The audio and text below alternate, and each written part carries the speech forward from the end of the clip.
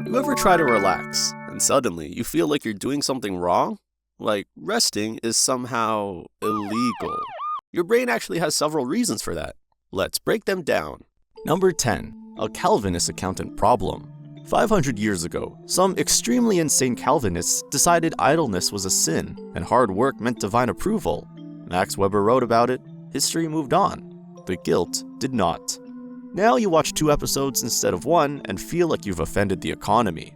The word sin just got rebranded as unproductive. Same judgment, better PR team. You're lying on the couch, and somewhere deep in your nervous system, a 16th century ghost is adjusting tiny spectacles, whispering, "Interesting use of your afternoon there, buddy." You're not tired, you're apparently disappointing ancestors. If the guilt feels ancient and dramatic, that's because it is. It's inherited, like emotional student debt with interest. Number 9. The default mode interrogation room. You stop doing tasks, and your brain switches to default mode network, which sounds peaceful. It's not. This is the self-reflection department, the mental time travel unit, the let's replay that awkward laugh from 2014 division. You thought you were resting, your brain thought it was cross-examination hour. Let's simulate 42 possible future failures. Let's revisit that text you shouldn't have sent. Let's question your entire direction. You're horizontal. Your brain is hosting a courtroom drama. Doing nothing feels illegal because internally you're being audited by your own thoughts. Number 8. The dopamine cookie jar. Every time you check something off a to-do list, your brain hands you a tiny dopamine biscuit. Good human, productive human. We live in an era where being busy is a personality trait, so when you stop producing, your brain thinks the biscuit factory shut down. You clean one shelf and feel like a visionary. You rest for 30 minutes and feel unemployed by existence. You're not lazy, you're just in dopamine withdrawal because you didn't reorganize something. Your brain doesn't hate rest, it just misses the sticker chart. Number 7. The unfinished business pop-up ads. The Zeigarnik effect. Your brain remembers unfinished tasks better than finished ones, which means the second you sit down, your mind opens every incomplete tab you've had since 2012. That email, that gym phase, that language you definitely were going to learn, that random business idea involving candles and passive income. Your peaceful evening suddenly feels like you're actively evading responsibilities. You're not relaxing, you're apparently on the run from your own to-do list. Rest triggers reminders. That doesn't mean you're committing a crime, it means your brain hates open loops. Number 6. The internal performance review. Somewhere along the way, you absorb the belief that your worth equals your output. No output, error message, value not found. You're lying in bed and thinking, should I at least be optimizing my breath right now? Relaxation doesn't feel natural. It feels like you're failing an invisible KPI. There is a corporate manager living inside your skull with a clipboard and unrealistic expectations. Worth and productivity got fused in your brain. They are not actually the same thing. Number 5. The caveman panic button. Evolution wired us to prefer action over inaction. If a caveman heard something in the bushes, the one who ran survived more often than the one who said, "Let's sit with this." So your nervous system still believes stillness equals danger.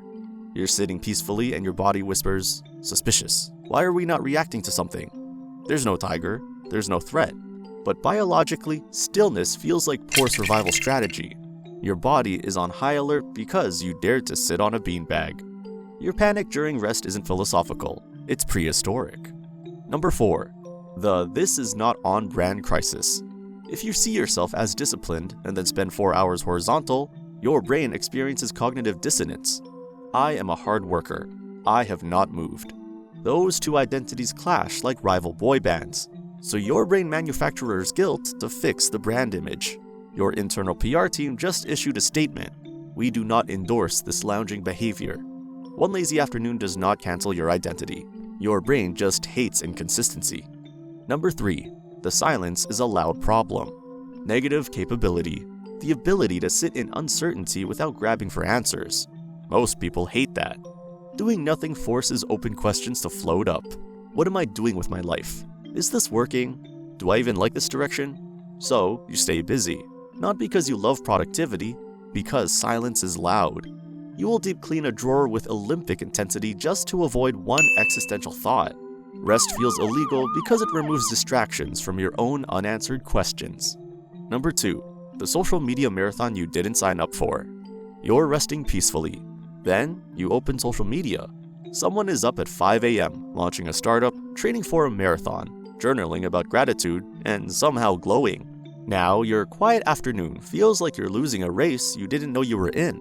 You were fine doing nothing until Brad announced he crushed Monday. You crushed a bag of chips, and now you're questioning your destiny. Highlight reels make stillness look like failure. It isn't. It's just not photogenic. And finally, number 1, the retired racehorse syndrome. According to optimal arousal theory, we need a certain amount of stress to feel alert and functional. Drop activity to 0 too fast, and your system feels off. You're used to the hum of mild pressure, deadlines, notifications, micro-stress. When that hum disappears, your brain revs the engine. Peace feels unnatural because pressure became normal. You finally get a free day and you're pacing like a retired racehorse who doesn't know what grass is for. Your system got addicted to stimulation.